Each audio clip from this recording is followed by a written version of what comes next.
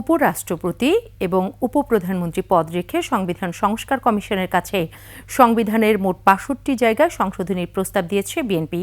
সংবিধান সংস্কার বিষয়ক কমিটির প্রধান ডক্টর আলী রিয়াজের সঙ্গে দেখা করে এই প্রস্তাব দেন বিএনপির স্থায়ী কমিটির সদস্য সালাউদ্দিন আহমেদ। পরে বেশ কয়েকটি সংশোধনীর বিষয়ে কথা বলেন তিনি। বিস্তারিত জানাচ্ছেন নাহিদ সিরাজি নিম্মি। মঙ্গলবার সকাল ১১টার দিকে প্রতিনিধি দল নিয়ে জাতীয় সংসদ ভবনে যান বিএনপির স্থায়ী কমিটির সদস্য সালাউদ্দিন আহমেদ। দেখা করেন সংবিধান সংস্কার বিষয়ক কমিটির প্রধান ডক্টর আলী রিয়াজের সঙ্গে।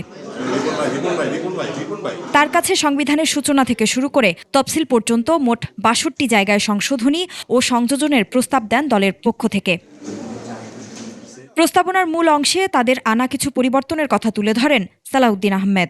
রাষ্ট্র ক্ষমতায় প্রধানমন্ত্রী এবং রাষ্ট্রপতির মধ্যে ক্ষমতার ভারসাম্য আনয়নের জন্য বিধান রেখেছি এবং পরপর ২ বারের বেশি প্রধানমন্ত্রী পদে কেউ আসীন হবেন না সেই বিধান রেখেছি। আমরা নতুন পদ হিসেবে উপরাষ্ট্রপতি উপপ্রধানমন্ত্রী পদ সৃজনের বিষয়টা আগে এক সময় ছিল, সেটা আমরা পুনঃপ্রবর্তনের বিধান রেখেছি। সংবিধান সংস্কার নিয়ে কথা বলেন বিএনপির এই নেতা।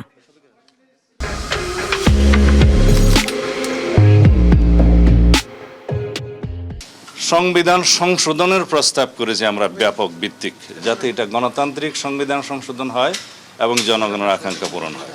রাজনৈতিক দলগুলোর সাথে আলোচনা করেই সংবিধান সংস্কারের বিষয়ে সুপারিশ করা হবে বলে জানান কমিশনের প্রধান।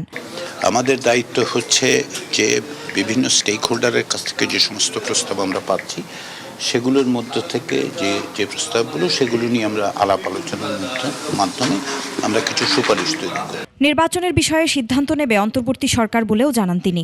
নির্বাচনের সিদ্ধান্তটা আসলে নেবে অন্তর্বর্তী সরকার। নাহিদ সিরাজি নিম্মি, ২১ টেলিভিশন, ঢাকা।